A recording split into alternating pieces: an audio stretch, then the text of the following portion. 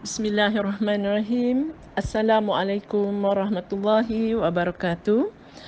Alhamdulillah, hari ini kita sampai kepada siri yang ke-13 ya. Setelah semalam kita membincangkan tentang apakah sunnah-sunnah yang patut kita lakukan menjelang waktu maghrib ya, yang mana kita masukkan anak-anak ke dalam rumah, menutup pintu-pintu rumah dan sebagainya. Maka sudah pasti kita mempersiapkan diri pula untuk menunaikan solat maghrib ya. Okey. Sebelum kita melakukan solat maghrib, ada 2 rakaat solat sunat yang juga dituntut kita melakukannya, tetapi tidaklah begitu ditekankan ya. Maknanya solat sunat ini hanyalah sekadar solat sunat rawatib ghairu ya. Sekalipun tidak ditekankan begitu oleh Rasulullah sallallahu alaihi wasallam, tetapi baginda mempersetujui ya, menjadikan apa perbuatan sahabat yang melakukannya sebagai takririah daripada Rasulullah sallallahu alaihi wasallam ya. Okey. Oleh itu saya rasa perlu untuk kita ketahui sunnah ini, terutamanya pada waktu sekarang ni ya, kita banyak waktu terluang dan ini adalah peluang terbaik untuk kita praktikkan berbagai-bagai sunnah Rasulullah sallallahu alaihi wasallam, sekalipun sesuatu yang yang tidak begitu ditekankan ya, sebagaimana solat sunat 2 rakaat rawatib ghairu ini ya. Okey. Berdasarkan hadis yang kita dapat daripada Anas radhiyallahu anhu, beliau berkata ya, di masa Rasulullah sallallahu alaihi wasallam kami biasa mengerjakan solat 2 rakaat setelah terbenam matahari sebelum solat maghrib ya. Lalu ada yang bertanya, apakah Rasulullah sallallahu alaihi wasallam mengerjakan solat 2 rakaat itu? Kata Anas, beliau pernah melihat kami mengerjakan solat 2 rakaat itu. Lalu beliau tidak menyuruh kami dan beliau pun tidak melarang. Ini adalah hadis riwayat Imam Muslim. So, daripada penjelasan ini dapat kita ketahui bahawa sunnah-sunnah itu terbahagi kepada beberapa bahagian ya. Sunnah Rasul ini di antaranya adalah sunnah qauliyah, iaitu ucapan Rasulullah sallallahu alaihi wasallam apabila baginda menyuruh kita melakukan sesuatu ibadat itu melalui ucapan lisan baginda. Kemudian sunnah amaliyah ya, iaitu melalui perbuatan baginda, di mana baginda sendiri mencontohkan ibadah-ibadah itu melalui perbuatan baginda.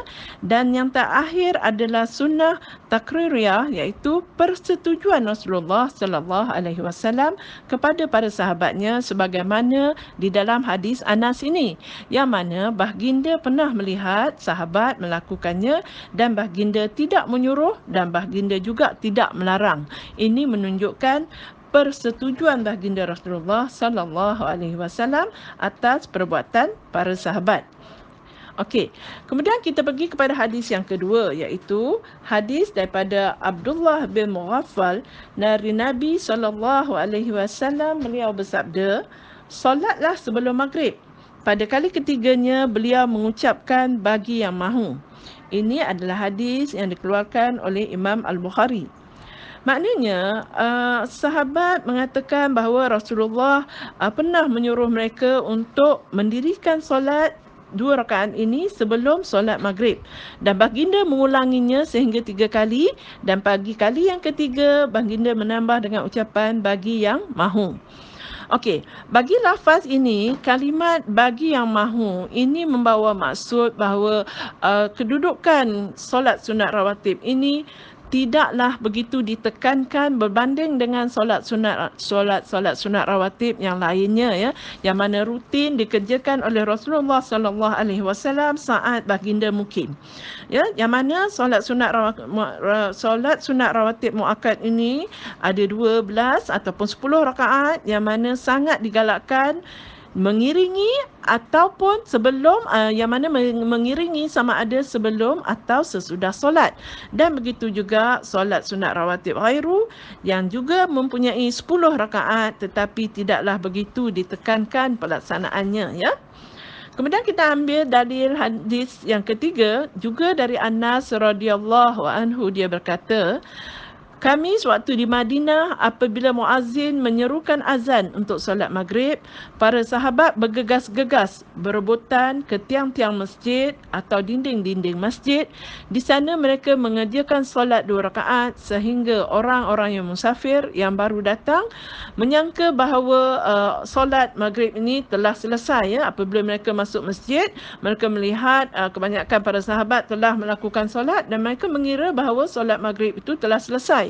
Kerana banyaknya orang yang mengerjakan solat sunat 2 rakaat sebelum solat maghrib itu. Ya, ini menunjukkan bagaimana sifat para sahabat yang berlumba-lumba dalam mengerjakan kebaikan, kebajikan.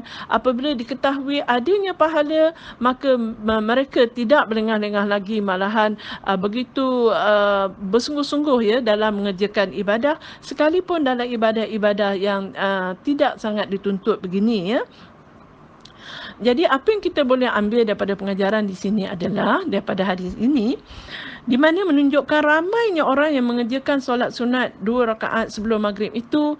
Marilah kita mengambil semangat para sahabat, turut juga berlumba-lumba dalam mengerjakan ibadah, memperbaiki diri dari sehari ke sehari kepada amal-amal yang sebelum ini mungkin kita belum lakukan. Setelah kita mengetahuinya, ayuh kita melakukan sunnah Nabi, hatta sekalipun dalam sunnah-sunnah yang sangat ringan begini, sekurang-kurangnya sekali dalam seumur hidup kita menyahut seruannya, kita melakukan, mempraktikkan sunnah Nabi yang telah sampai kepada kita.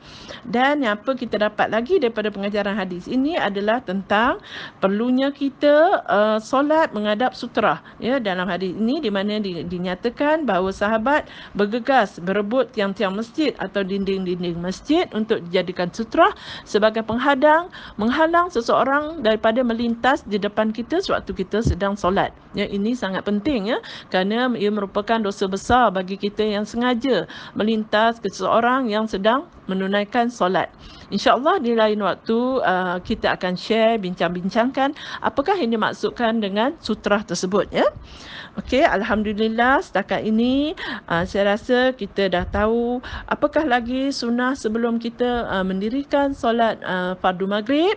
Sebagaimana kita dah tahu ya, solat 2 rakaat rawatib setelah kita mendirikan solat fardu maghrib itu dah umum ya, kebanyakan kita semua dah tahu, kerana itu adalah rawatib yang sangat dituntut ya. InsyaAllah semoga dipanjangkan umur, kita dapat berjumpa lagi esok dan membincangkan apakah lagi sunnah-sunnah yang dapat kita lakukan pada solat isyak pula ya.